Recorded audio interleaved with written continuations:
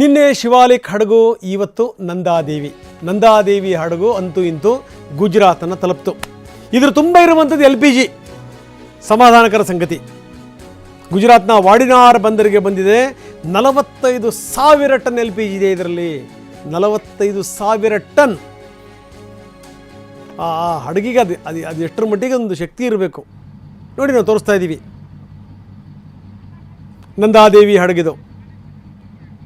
ನಿನ್ನೆ ಶಿವಾಲಿಕ್ ಹಡಗು ಬಂತು ಮುಂಬೈಗೆ, ಇವತ್ತು ನಂದಾದೇವಿ ಬಂದಿದೆ. ಹೀಗೆ ಒಂದಾದ ಮೇಲೆ ಒಂದು ಹಡಗುಗಳು ಬರ್ತಾ ಇವೆ. ಇದರಲ್ಲಿ ಇರುವಂಥದ್ದು ಪೂರ್ತಿ LPG ಬರೆದುಬಿಟ್ಟಿದ್ದಾರೆ ನೋಡಿ ಸ್ಪಷ್ಟವಾಗಿ. ನಿನ್ನೆ ಮುಂದ್ರಾ ಬಂದರಿಗೆ ಬಂದಂಥ ಶಿವಾಲಿಕ್, ಇವತ್ತು ನಂದಾದೇವಿ LPG ಹೊತ್ತು ಬಂದಿದೆ. ಹೀಗಾಗೇ ನಮ್ಮ ಗಡಿ ಪ್ರವೇಶ ಮಾಡ್ತಿದ್ದಂಗನೇ ಅದಕ್ಕೆ ಫುಲ್ ಪ್ರೊಟೆಕ್ಷನ್ ಕೊಡ್ತಾ ಇದ್ದಾರೆ. ಸೇನೆಯ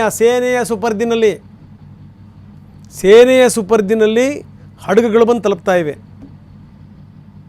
ಯಾವುದೇ ಕಾರಣಕ್ಕೂ ದೇಶದ ಒಳಗಡೆಗೆ ಅಲ್ಲೋಲ ಕಲ್ಲೋಲ ಆಗಬಾರ್ದು, ತೊಂದರೆ ಆಗಬಾರ್ದು. ಅದಕ್ಕೋಸ್ಕರ ಸರ್ಕಾರ ತೆಗೆದುಕೊಂಡಿರುವಂಥ ಒಂದು ಮುನ್ನೆಚ್ಚರಿಕೆ.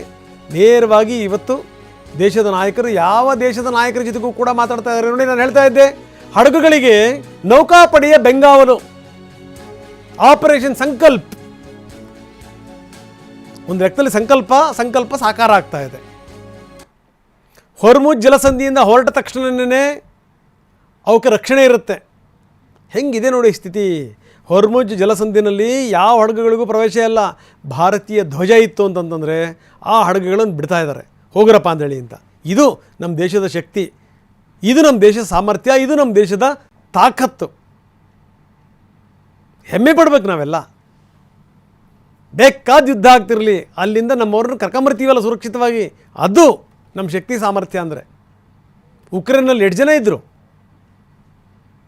ರಷ್ಯಾ ಮತ್ತು ಉಕ್ರೇನ್ ಕೆಲ ಗಂಟೆಗಳ ಕಾಲ ಯುದ್ಧವನ್ನು ನಿಲ್ಲಿಸಿದ್ವು.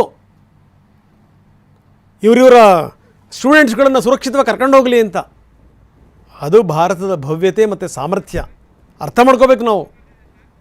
ಸುಮ್ಮನೆ ದೇಶದ ಬಗ್ಗೆ ಗ್ರಾಗ ಎಳೆಯೋದಲ್ಲ. ಅಬ್ರಹಾಂ ಲಿಂಕನ್ ತುಂಬ ಅದ್ಭುತವಾಗಿ ಹೇಳ್ತಾರೆ, ದೇಶ ನಮಗೇನು ಮಾಡಿದೆ ಅಂತ ಕೇಳೋದಕ್ಕಿಂತ ಮೊದಲು ನೀವು ದೇಶಕ್ಕೇನು ಮಾಡಿರಿ ಅದ್ರ ಬಗ್ಗೆ ಯೋಚನೆ ಮಾಡಿ. ನನ್ನಿಂದ ನಮ್ಮ ದೇಶಕ್ಕೆ ಏನಾಗಿದೆ ಅನ್ನೋದ್ರ ಬಗ್ಗೆ ಯೋಚನೆ ಮಾಡಬೇಕು ಅಂತ. ಆ ಸಂದರ್ಭ ಇದು.